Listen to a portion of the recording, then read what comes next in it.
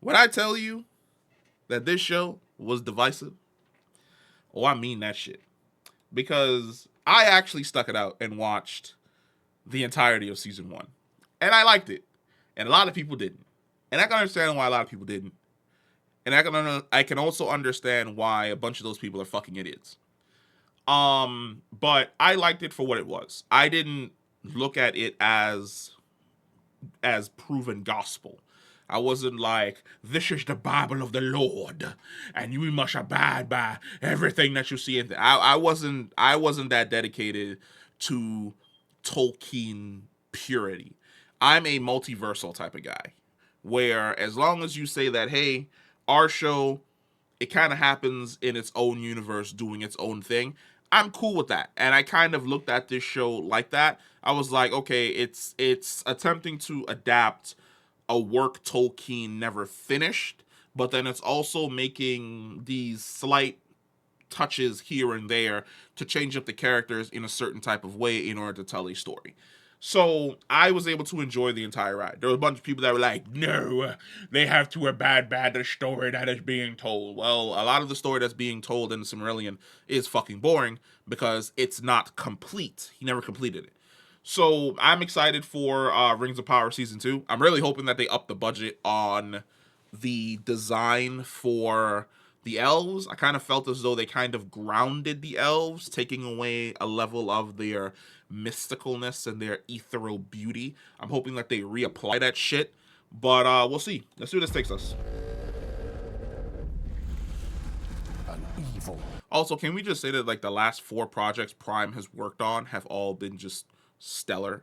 So it's a hope that, this remains stellar as well. Ancient and powerful has returned.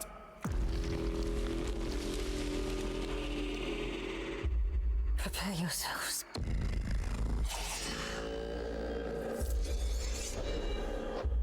So the answer to that question is no.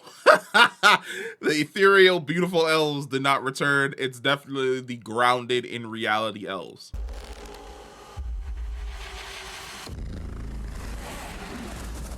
The worm is his way inside your mind. The crest of him slithers in.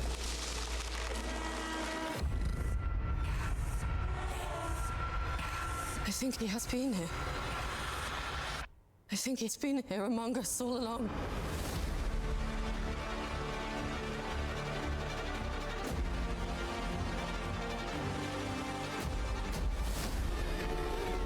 Every soul in Middle-earth is in peril.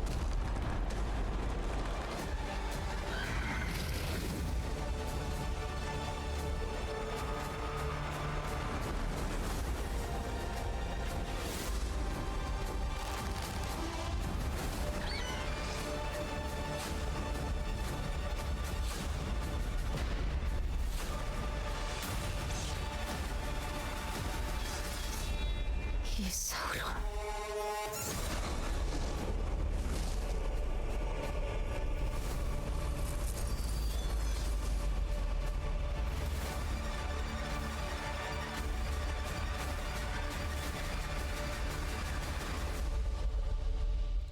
Okay, so unlike the House of the Dragon trailer, this one isn't really going to be a heavy breakdown because I am not. How do I even put this? I read The Lord of the Rings a long time ago. But I was never as dedicated to Lord of the Rings lore as a lot of other people. So I really only have, I wouldn't even really say it's surface level knowledge. I have a decent understanding of what's going on in the Lord of the Rings. Well, not the Lord of the Rings show in general, but also the characters in general. So for people who only watched season one, or you probably only watched the Lord of the Rings movies and you never read the books, Sauron it's complicated.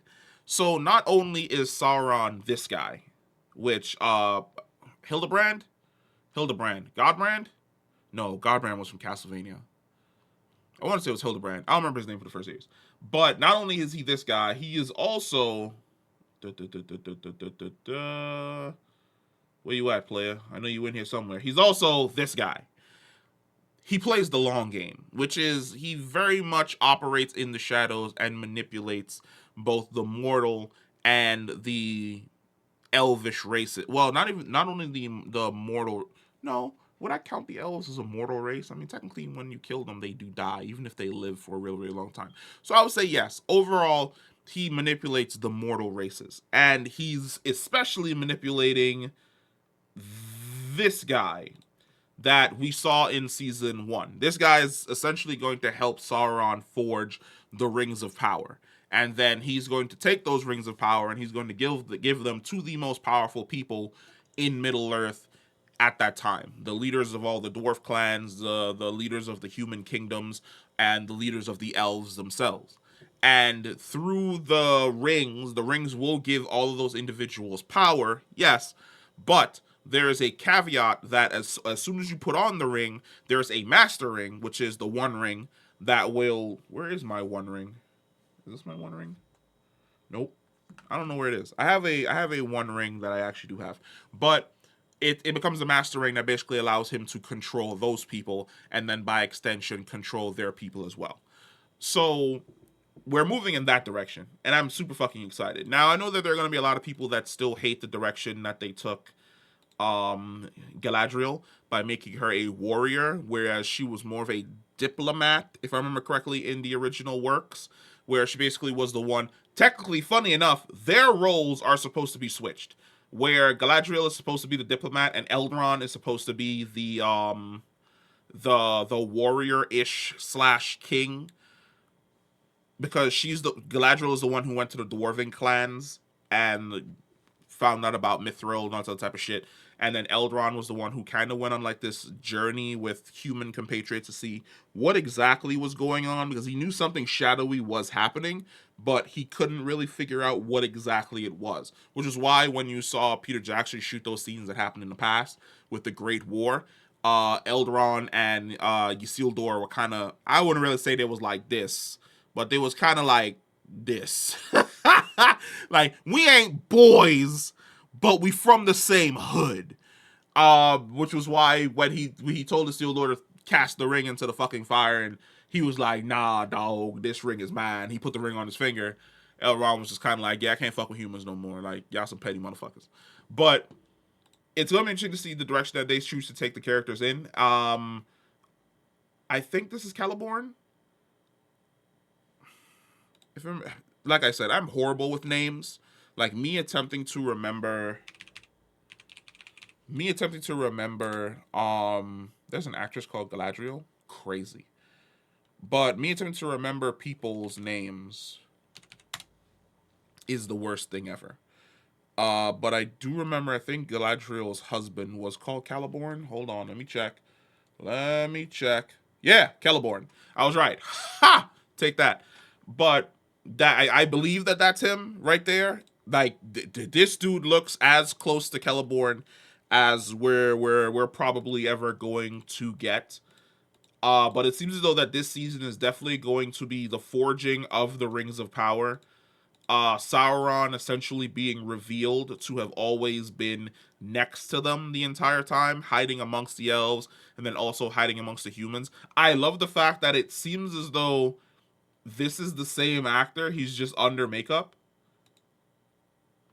Yeah, he looks exactly like the actor. He's just under makeup and prosthetics to make him look more like an elf, which is dope as shit, because we know that Sauron can take different forms because he infiltrates all of these different kingdoms. So that's going to be great as well. It looks like this is going to be the fall of the Dwarven kingdom that we visited in season 1, essentially. And then of course darkness will bind them, because as we saw in the, not there, let's mute that. We saw, where was it? We saw all the different rings of power, the rings for the elves, and then the rings for the dwarves, and then the rings for the humans as well. So it's gonna be interesting to see where exactly we go story-wise. Like I said, I am not a Lord of the Rings proficionado. I'm just a guy that when I'm watching something, I understand what's going on. I'm not going to remember everybody's fucking elvish name, or remember, that, Sauron is a spirit that was awoken during the first silence. And oh no, I'm sorry, I awoke after the shattering of the first silence, which is basically him saying that I woke up literally a few seconds after the Big Bang, which is wild to me. But yeah, comment down below. Let me know how you feel about Rings of Power. I know a lot of people didn't like it. I enjoyed it. I thought that the first season was pretty fucking good. But let me know if you're excited for it, if you don't care, or if this is enough to probably get you to dip your toe back into the fucking pond. Comment down below. Let me know, and I will catch you in the next one. Peace.